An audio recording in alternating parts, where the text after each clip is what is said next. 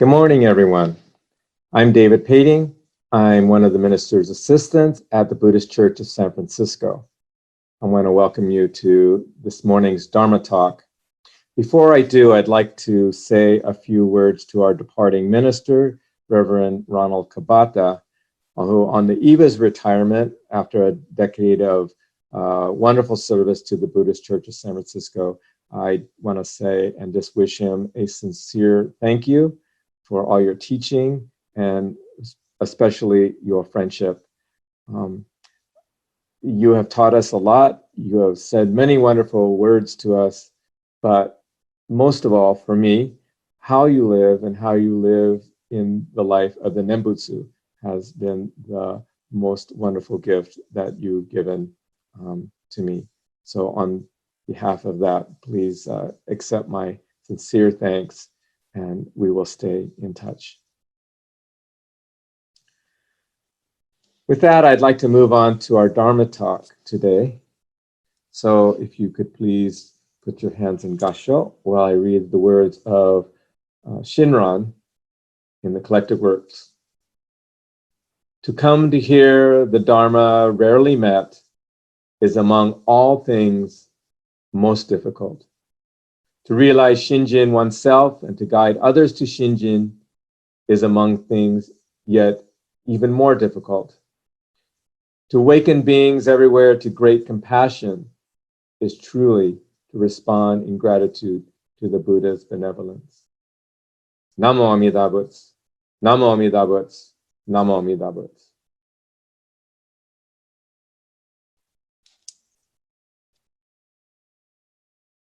Again, I want to wish you all a good morning. For today's Dharma talk, I'd like to speak about what has become a controversial topic. This is the issue of privilege, which we define as a special right or advantage or immunity granted to a particular person or group, as in education is a right, not a privilege. Within the context of Black Lives Matter, which is currently in the news, we've heard a lot about white privilege, which are special rights or advantages granted to a person who is white, even without their knowing about their advantage. We also might hear about systemic privilege, when those privileges are a part of system of rights or racism or classicism, which are structural, part of the fabric of how we all live. But I'd like to discuss not those privileges, but a different kind of privilege, Buddhist privilege. This is our special right or advantage provided to us as first worlders to convene and practice our Buddhist faith. Some might say this is a middle-class privilege, and maybe what I'm speaking of is a suburban way of looking at things, which is part of the Costco fabric of how we now live our lives. To have a faith, to go to church on Sundays, and then watch virtual baseball in the afternoon. From this perspective, blissful nirvanas and transcendental meditations are also a privilege. Personally, I have nothing against these practices, and I too like to zen out when I have free time. But for those without free time or no food or nor shelter, it's hard to meditate or recite Junirai or even attend faith temples or parishes. And for individuals experiencing homelessness or families under duress because only one person might be capable of or able to be working, or many people may be needing to work to sustain a household, practicing one's faith tradition is indeed a privilege. Before COVID,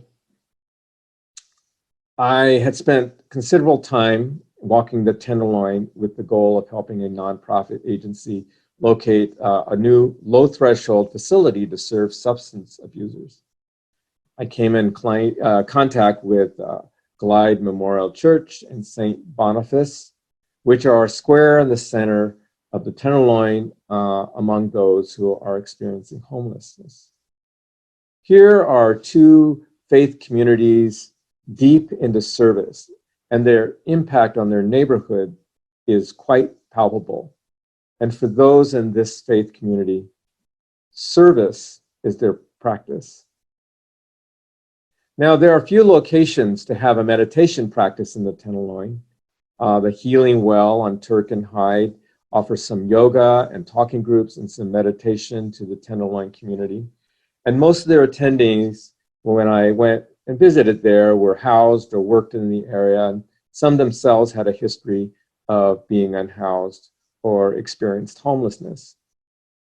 The guided meditation I attended was quite similar to many other sessions that we might participate in, and was very much appreciated by all the participants. Of course, I did not find any Shin sessions on their calendar, and this is not a criticism, and it's just a fact, and it's an obvious one at that the Shin community, our community, generally has not engaged in its neighboring communities. And this got me to thinking about our Buddhist privilege. We have a wonderful 110-year-old temple in a beautiful Lower Pacific Heights neighborhood. We have members who have Facebook and internet and are housed, and many of them quite nice.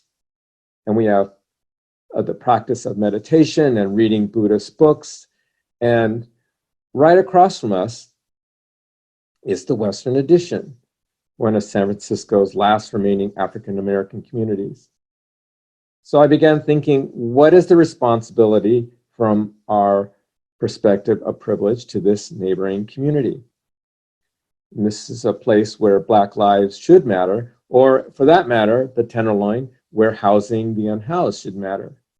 What is it that we can learn from the vantage point of not only our wealth, but our Buddhist privilege of being able to come to a temple and to listen to the Dharma? In our tradition or history, Shakyamuni also lived a life of privilege, and he left it behind. Shinran, our founder, left the safety of Mount Hiei to descend into the Tenderloin of the Kansai Valley. Do we want, I'm thinking, to practice a liberal pacifist Buddhism, or like our founders perhaps, to practice a more radical form of Buddhism, which gave birth to our tradition? For me, these are open questions. I have not decided yet. I'm actually quite comfortable sheltering in my home, which during the time of COVID, I have a position and a job that allows me to do that, which is another form of privilege. But as a Buddhist, I think it's our responsibility to raise these questions and to think about what impact this privilege has on how we approach those without. So with this, I'm going to recite again the words of Shinran as he quotes from Shantao. And I'd like you to think about our privilege, one, of hearing the Dharma, two, of coming to some realization about hearing the Dharma, and then three, what that means that we have this privilege of hearing the Dharma and our responsibility to share it. So please, Gasho. To come to hear the Dharma rarely met is among things most difficult. To realize Shinjin oneself and to guide others to Shinjin is among things yet even more difficult. To awaken beings everywhere to great compassion is truly to respond in gratitude to the Buddha's benevolence. I think we need to look no further again than the lives of Shinran to consider the privilege of a radical Buddhism that faces the conditions of our time and decide what that privilege motivates to do with regarding the context of our communities. Namo Amida Butsu.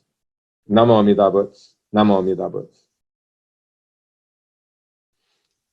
Thank you very much, and thank you to our junior YBA students for hosting our service today.